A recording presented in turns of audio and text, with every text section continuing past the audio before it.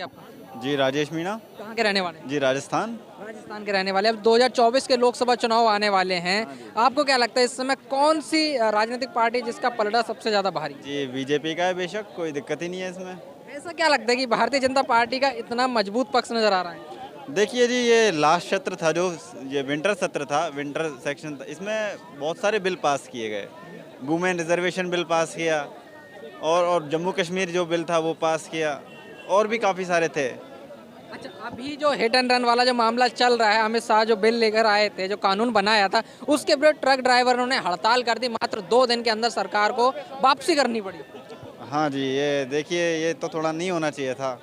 लेकिन अभी भी पूरे तरीके से वापस नहीं हुआ। अभी भी उम्मीद है कि वापस से ये कानून आ सकता है। जी आना चाहिए बिल्कुल जी। सिर्फ जो ट्रक ड्राइवर है जो शराब में चलाते हैं, नशे में चलाते हैं गाड़ी और ठोक देते हैं दो चारों को, ये गलत बात है भाई। सर, आपका क्या नाम है? अमृतलाल रावल। अभी जो अमित शाह जो कानून लेकर आए थे, भारतीय जनता पार्टी को बता रहे कि मजबूत पक्ष में नजर आए, लेकिन अभी ट्रक ड्राइवर ने उसकी औकात उनको दिखा दी। 2 दिन के अंदर कानून वापस हो गया। क्या वो कानून मतलब ये था कि जो ड्राइवर है उसी को सब कुछ भुगतना पड़ेगा? तो आम लोग भी तो ड्राइविंग करेंगे, उन्होंने तो नहीं आए, वो तो सड़कों पर नहीं उतरे। अब वो जो है ना, मतलब इसका मैं ज़्यादा कुछ जानता नहीं हूँ, लेकिन कानून वो मतलब आम जो लोग सड़क पे चलते हैं उनकी सेफ्टी के लिए था। एक जज को जो है ना मार दिया एक ऑटो वाले ने, आपको देखा, वो जानबूझ के उसने मारा। वो सुबह की सैर करने के लिए जा रहा था या वापस आया था, तो उसको एक ऑटो वाले ने मार दिया। बहुत ही ये तो गलत बात है। अच्छा, तो इस जो हड़ताल हुई है, तो 2024 के जो लोकसभा चुनाव, उस पर क्या असर नहीं देखने को मिलेगा? बहुत असर पड़ेगा। जो ट्रांसपोर्ट है, ट्रांसपोर्ट तो एक बहुत बड़ा सेक्टर है, और ये इकोनॉमी सारी जो है ट्रांसपोर्ट के ऊपर डिपेंड करती है। तो अब जो चुनाव आने वाले हैं, भारतीय जनता पार्टी को ऐसा नहीं लग रहा कि उनका जो पक्ष, जो मजबूत पक्ष था, वो कमजोर पड़ जाएगा? नहीं, कमजोर तो नहीं है, वो हटा लिया, जैसे आप बता रहे हैं हटा लिया कानून, तो फिर अब क्या असर रहेगा मैं कह नहीं सकता कुछ। सर, आपका क्या नाम है? आवत हूँ। कहाँ के रहने वाले हैं आप? हम उत्तराखंड से हैं। उत्तराखंड से। आपको क्या लगता है इस समय सबसे मजबूत पार्टी कौन सी है? बीजेपी।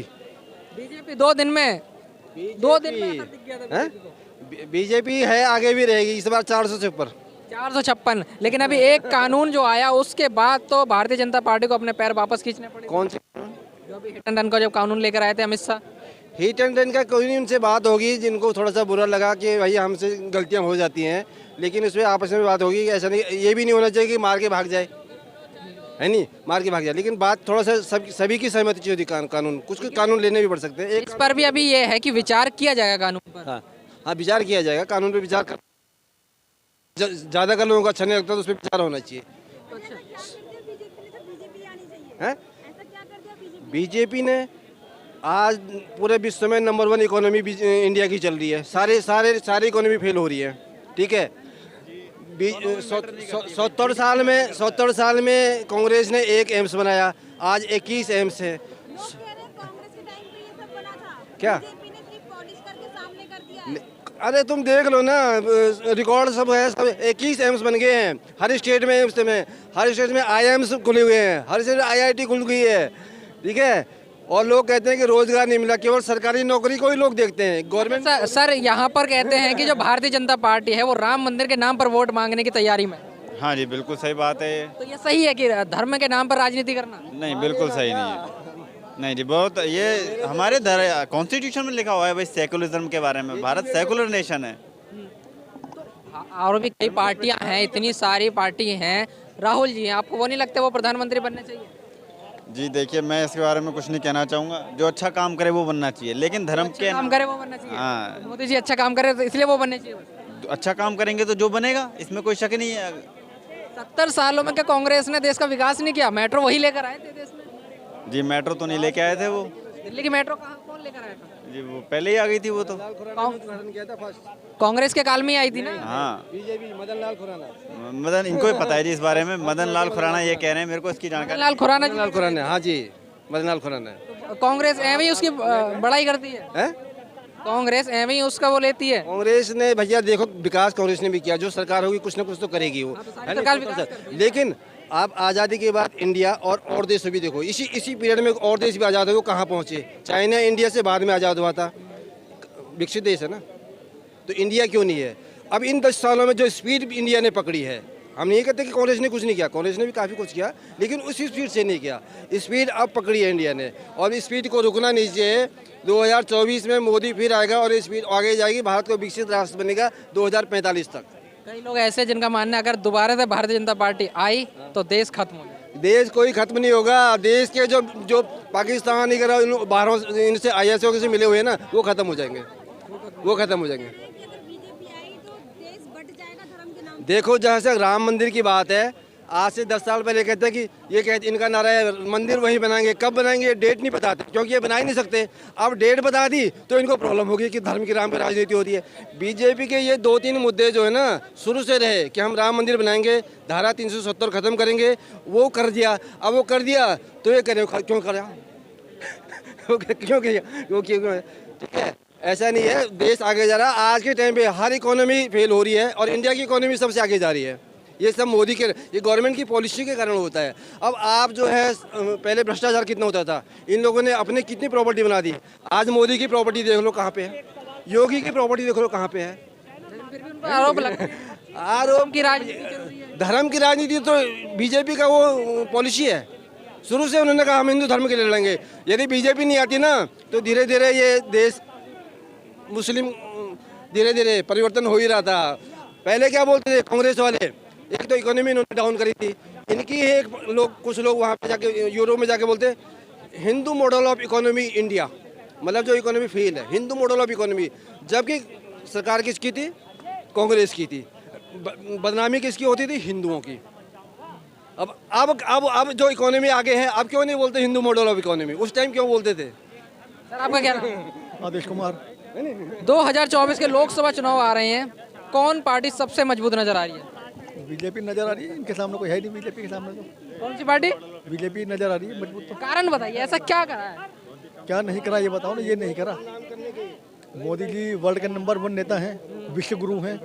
देश का इतना सम्मान हुआ है, जितना देश का सम्मान हुआ है इतना से मेरे ख्याल से आज से पहले कभी विश्व में किसी का सम्मान नहीं हुआ आज तक, जितना सम्मान मोदी विपक्ष का कहना है कि अगर भारतीय जनता पार्टी वापस देश में आती है तो देश का बंटाधार हो जाएगा। अगर कांग्रेस आ गई तो बंटाधार हो जाएगा। तो ऐसा हो नहीं सकता कि क्या पता कांग्रेस आ जाए सच में? कांग्रेस की तो भी उम्मीद ही नहीं, दूर से दूर तक कोई भी कांग्रेस की तो उम्मीद छोड़ दो आप। अभी भी एक राज्य में आ गई है। अभी भी चुनाव हुए थे जिसको सेमीफाइनल बोला जा रहा था, वहाँ भी 3 राज्य बचा पाए। तो अभी तो 29 स्टेट है, 29 में थोड़ी कांग्रेस आ जाएगी, एक भी तो आई अभी तक नहीं। 29 स्टेट हो रहे हैं, 29 में आ जाए ना कांग्रेस। कांग्रेस का तो अब कोई जीरो है, कांग्रेस नहीं आएगी अब। तो भारतीय जनता पार्टी वापस से वही आनी है? वापस आने हर हाल में आएगी, हर कीमत में आएगी। मोदी जैसा काबिल नेता शायद हमारे को भविष्य में ना मिले। आज के टाइम में जितने काबिल नेता मोदी जी हैं वो तो आज के टाइम भीष्म पितामह हैं राजनीति के, इसलिए उनका आना जरूरी है, हर हाल में आना जरूरी है। तो उनके लिए मतलब पाकिस्तान भी करता है, पाकिस्तान में उनकी सब तारीफ करते हैं, पाकिस्तान में तारीफ करते हैं मोदी जी की। मोदी कुछ टाइम हमें दे दो मोदी जी को, तो मोदी जी वर्ल्ड के नंबर 1 नेता हैं। हमारा बहुत सौभाग्य है कि हम इस देश में पैदा हुए हैं कि मोदी जी हमारे देश के प्रधानमंत्री हैं। अभी कुछ 2-4 दिन पहले भी एक पुतिन साहब का बयान आया था कि वो मोदी जी को इन्वाइट किया है, सिर्फ इसलिए इन्वाइट किया है कि हमारे देश की जनता उनको देखना चाहती है, अपनी जनता की फरमाइश पे कि हमारी जनता उनको देखना चाहती है, आप हमारे टाइम निकल के आइए हमारे यहाँ, कि उनका युद्ध चल रहा है। अभी मोदी ने को डेट नहीं बताई है कि हमारा युद्ध चल रहा है, फिर भी हमारी जनता चाहती है मैं आपको देखना चाहिए, हमारे आइए। तो इसका सम्मान क्या लोगे आप? वर्ल्ड के नंबर 1 नेता हैं मोदी जी, पूरा सम्मान मिलता है आपको। और अभी ज़्यादा दूर मत जाओ, अभी कतर के अंदर 9 भारतीयों को फांसी की सज़ा हुई थी, तो मोदी ने पहले से कह दिया था कि उनको कुछ नहीं होगा, कोई भी हमारे देश के नागरिकों पर उंगली नहीं उठाएगा, और आज उनकी सज़ा से आजीवन कारावास में बदल दी गई है। इससे बड़ा सम्मान क्या लोगे मोदी जी का? उनकी बात कोई नहीं गिरा सकता विश्व के अंदर। तो हम तो ऐसे आदमी सम्मान करना चाहिए, मान करना चाहिए। हमारा भाग्य है कि मोदी देश के प्रधानमंत्री हैं। अच्छा, जो कांग्रेस की न्याय यात्रा चल रही है उसके बारे में क्या मानना है? उनकी ये यात्राएं चलती रहती, कोई नहीं जुड़ने वाला उनसे।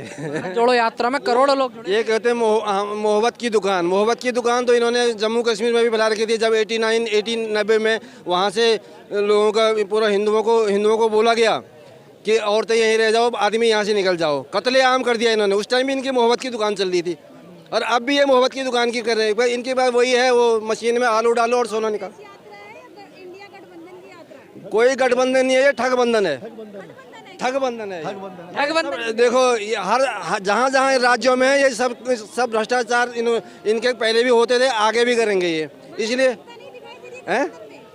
एकता है, 20 तो हम प्रधानमंत्री को उम्मीदवार हैं। राष्ट्रीय पार्टी मिलकर के हाँ। बीजेपी को हराने की तैयारी कर रहे हैं और आप कह रहे हैं बीजेपी जीत जाएगी। अब आप देख लो ना, ये पूरे देख लो, ये दिल्ली का, ये इंडिया का दिल है और यहाँ सारे देश के लोग बसते हैं। देख लो 95% लोग बीजेपी वाले हैं और 5% कांग्रेस वाले हैं। तो ये देखो तो फिर वो न्याय यात्रा कर रहे हैं, मोहब्बत की दुकान चलाएं। कश्मीर में भी चलाई थी इन्होंने मोहब्बत की दुकान, केरल में भी चला रहे हैं, बांग्लादेश में भी चला रहे हैं। क्या हो रहा है? हिंदुओं का पलायन ही तो हो रहा है। हम मोदी से केवल एक ही प्रार्थना करेंगे, अगली बार तुम जाति खत्म कर देना, केवल नाम लिखे, जाति पीछे कोई ना लिखे। बीजेपी हिंदूवाद कर रही इसीलिए जीत रही है। बीजेपी हिंदूवाद कर रही है इसीलिए जीत। देखो बीजेपी का जो आधार है ना, वो पहले से ही हिंदुवाद है। वो झूठ बोल के नहीं आई है। वो कह रहे हैं हम हिंदुओं के लिए लड़ेंगे, जो हिंदू ये खत्म करना चाह रहे थे। उन्होंने मुस्लिम कहा जाएंगे? हैं? देश के मुस्लिम कहा जाएंगे? मुस्लिमों के लिए कोई वो थोड़ी हो रहा है। वो कह रहे हैं कि मुस्लिम हो लेकिन इंडिया के लिए लड़ो, पाकिस्तान के लिए नहीं। जो इंडिया के लड़ेंगे वो हमारे साथ हैं। और जो भी रोज योजनाएं बीजेपी बना रही है, सबसे पहले फायदा मुसलमानों को हो रहा है उनका, हर योजना का, चाहे वो राशन से लेकर हो, अस्पताल से लेकर हो, आयुष्मान कार्ड से लेकर हो, सबसे पहले फायदा उनको हो रहा है। क्योंकि वो लोग हम लोगों से थोड़ा गरीब हैं और गरीबों को ही सबसे ज़्यादा फायदा हो रहा है। तब भी ये बोला जाता है। आपका क्या नाम है? राहुल, राहुल कहाँ से आए हैं? सिद्धार्थनगर, गोरखपुर। गोरखपुर से आए हैं। अरे आप तो योगी जी के गढ़ से आए हैं। ये बताइए उत्तर प्रदेश में क्या हाल चल रहा है इस समय? बिल्कुल सही चल रहा है सर, बढ़िया है सब कुछ। बिल्कुल। तो अब 2024 के लोकसभा चुनाव आने वाले हैं, किसे देखना चाहते हैं प्रधानमंत्री बनता हुआ? अब बनने के बाद पता लगता है जी। आप किसे चाहते हैं कि कौन सा नेता है? योगी जी को प्रधानमंत्री बना दिया जाए क्या? योगी जी अब बन जाए अच्छी बात है, और हैं भी अच्छा मुख्यमंत्री जी। अच्छा, अब प्रधानमंत्री के चुनाव हैं, अब प्रधानमंत्री अब चुने जाएंगे, तो आपको क्या लगता है कि कौन सी पार्टी सबसे मजबूत है, कांग्रेस या बीजेपी? कांग्रेस बीजेपी मतलब के हैं ये सब। अब काम है हमारा, जैसे जनता भी है ना, इधर उधर ले जाते हैं, और एक को बना दिया जाए और सब जनता उसी पे लग जाए तो हमारा काम सही से जाएगा जी। इसलिए जनता इधर उधर करते रहते हैं जी। चलिए बहुत बहुत धन्यवाद। अभी हमारे साथ यहाँ पर दिल्ली के कनॉट प्लेस में कई लोग जुड़े हुए थे जिन्होंने अपनी राय रखी है कि अब 2024 के जो लोकसभा चुनाव आने वाले हैं उसमें किसकी पार्टी का पलड़ा सबसे ज़्यादा मजबूत नजर आ रहा है। हालांकि अब जब चुनाव हो जाएंगे, जब उसके नतीजे आ जाएंगे, तब देखने के लिए मिलेगा किसकी पार्टी का जो पलड़ा सबसे ज़्यादा मजबूत रहा था।